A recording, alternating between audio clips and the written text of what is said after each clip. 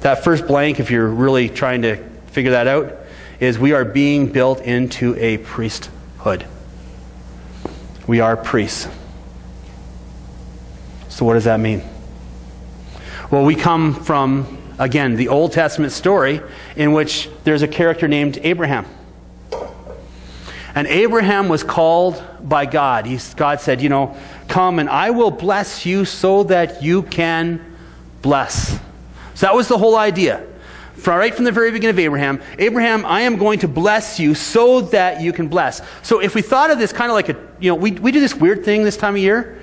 We bring outdoors indoors, Got these green things popping up all over the place. We put lights on them and we pretend that we're outside. Because we actually put snow on them sometimes, to make it look like, it's out in the forest somewhere and we're out there. Well, here's the tree. The tree started with Abraham. And God said basically, you know what?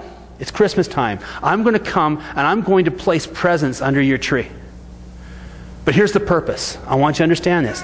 The purpose of me blessing you is so that you will go and bless others. So I want you, I'm calling you and I'm calling your descendants, I'm calling you as a nation to be my people. I will bless you, but I want you to just take that blessing and I want you to pass it on. And so we did well with that, or they did well with that for a while, right? And then all of a sudden there started to be a little bit of problems. And Jonah is kind of we studied Jonah a while back. But it's kind of like the idea going totally wrong. Because God comes to Jonah and says, I want you to go to Nineveh. And Jonah said, yeah, be right there. No, actually he said, they're kind of icky people over there. Do I have to go? I don't like icky people. Couldn't you send me some nice people? And God says, no, I'm calling you. I want you to go to Nineveh. You are called. I have blessed you. And I have blessed you for the purpose of blessing others. Go. And Jonah ran to Tarshish, got eaten by a fish, the whole spiel. And they never quite got it. And so Israel is moving on in history, and they're moving through this line, and all of a sudden God says, you know what, I've had enough. I'm done.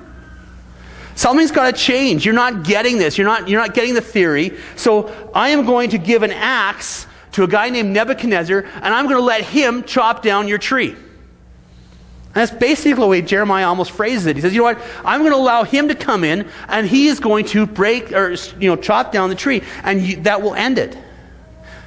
And at the time, Israel thought that meant that they were no longer favored. It was the reverse. They were favored maybe even more, but God needed to get hold of their attention. And so Nebuchadnezzar breaks down the tree, but he had already sent a prophet named Isaiah. And Isaiah said something a little different. He said, before the tree was chopped down, he said, a shoot will come up from the stump of Jesse. And from his roots, a branch will bear fruit. So here's this whole idea that God chops down the tree, but there's going to be something new that's going to come out of this stump. There's going to be something else that is going to come out, and it's going to be different but the same. Nothing changed. It's still, I am blessing you to be a blessing, but we're going to just try to do this a little differently. And so Jesus comes, and his ministry was to the Jews. Again, I want the Jews to understand that they are blessed to be a blessing. And they did well, kind of at that. But he said, we're going to add to this another group of people. And I love the way that Paul phrases this in Ephesians. In Ephesians chapter 3,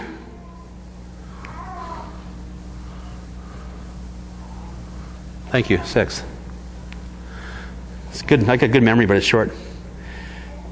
This mystery is that through the gospel, the Gentiles are heirs together with Israel, members together of one body, and sharers together in the promise of Jesus Christ.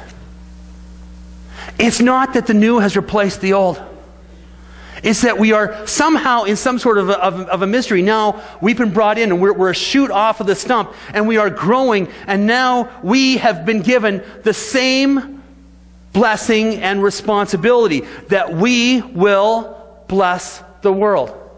There's nowhere in the Bible that I've been able to find yet, maybe Kevin can show me where it is, but that says that we're supposed to get ourselves into, places and build up high walls and don't allow anybody to come in and don't allow anybody to go out. Because we're just happy with us. It seems to be, listen, I'm going to bless you. God, I'm going to bless you, but I'm going to bless you so that you will become a blessing. So under the cultic understanding of the priesthood, Abraham started off, and they had these priests that would come in, and the priests would come and they would minister between the porch and the altar, between the place where the people were and the place where God was. That was their job. And so Israel comes, they have priests, they minister between the people and God, porch and altar. And in Joel, he says, you should weep between the porch and the altar, because this is important. And then Jesus comes, and he dies on a cross, and on the day of his crucifixion, the curtain was torn between the temple and the Holy of Holies, that place where only the high priest could go, and only him once a year, and we tie a little string around his ankle just in case he dies in there, because we can't go in and get the body. So if he dies in there, we got to pull him out. And that curtain was broken, and all of a sudden we were all priests because we all had access to God. We were all given this great privilege of being able to be intercession people, intercessors between the porch and the altar. You are a priesthood. You are intercessors. God has called you. He wants to bless you, but He wants to bless you with the purpose that you will go out and bless. He wants you to stand between the porch and the altar and be the people. And it's not just you. He's called the Jews as well to do that job. And so together we reveal God. In fact, it's Christ that we now reveal. He is the one that has stepped into the midst of us. He's the one that came and was born in Bethlehem. And He comes into our midst and changes us. So the people of God once were this ethnic group, but now it has been, the shoot has grown up, and now it's some of these and some of these coming together to bless, to be priests, to stand in the gap for the world. We are blessed to be a blessing. Back to 2 Peter, continuing to read. Verse 6, for in Scripture it says, see, I lay a stone in Zion, a chosen and precious capstone. The one who trusts in Him will never be put to shame. Now to you who believe, this stone is precious. But to those who do not believe, the stone the builders rejected has become the capstone, or the cornerstone, and the stone that causes people to stumble, and a rock that makes them fall. They stumble because they disobey the message, which is also what they were destined for. That next blank,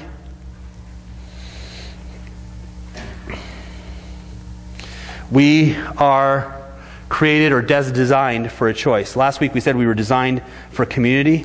We're also designed for a choice. And we get that, right? Right from the very beginning there's been this choice.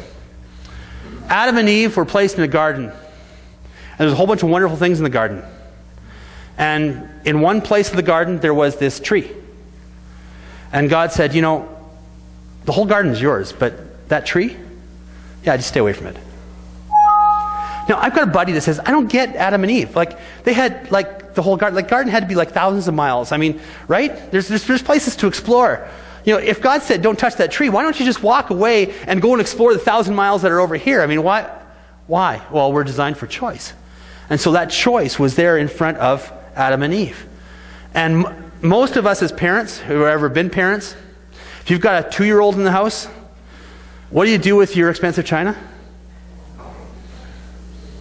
You leave it on the lowest shelf you can find. Right? Some people say, well, why didn't God childproof the garden? Why did he put that tree there? It would have been so easy. Just take the tree out, God, or hide it in a corner and don't tell anybody it's there. They'll never find it.